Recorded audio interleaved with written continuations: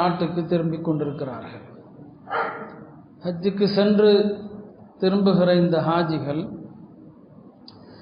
கவனத்தில் எடுக்க வேண்டிய விஷயங்கள் ஏராளமாக இருக்கிறது.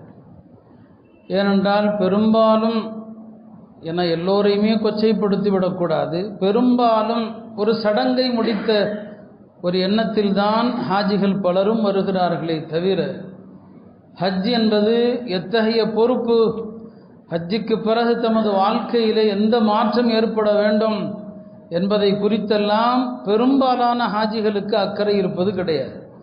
அதற்கு பெரிய சான்று தான் நீங்கள் கேட்டு பாருங்கள். ஹஜ் பயணம் முடிந்து ஊருக்கு வந்து சேருகிற வரை எத்தனை ஹாஜிகள் ஐவேளை தொழுகைகளையும் விடாமல் தொழுதார்கள் என்று கேளுங்க.